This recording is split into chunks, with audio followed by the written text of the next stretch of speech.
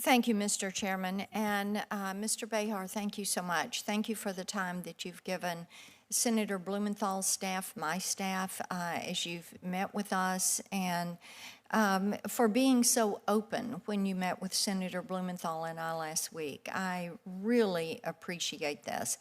As Senator Blumenthal said, and we have worked on this for years, and he built the timeline out going to 2021. But the work we were doing, looking at big tech and looking at some of the problems, the lack of privacy, the frustration of people not being able to control who had access to their virtual you, is what led us to this point to begin to look at what was happening to our children. And as I told you in our meeting, the day we had that first hearing, looking at what was happening online with children, it was like the floodgates opened. And we started hearing from moms and dads, not only in Tennessee and not only in Connecticut, but across the country, who were saying, "Can I please tell you my story?" The reason they did this is because their hearts were breaking. Their children had committed suicide.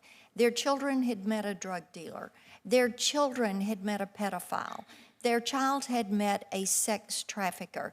They had been exposed to cyberbullying and had committed suicide. They were looking up ways to commit suicide.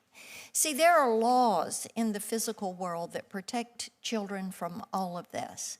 But online, it has been the Wild West. And as my colleagues have said, we have fought this army of lobbyists for years. Big tech has proven they are completely incapable of governing themselves, of setting up rules, of having guidelines, of designing for safety. And it is so important that we move forward with this. Now, one thing I will add, and I think is so important for your being here and for our colleagues that weren't a part of what we were doing, pardon me, in 2021, Mr. Massari, when he came before us as the CEO of Instagram, indicated, indicated they were taking steps. But we find out they were not. We find out from the advice and the awareness that you provided Mark Zuckerberg and Mr. Massari.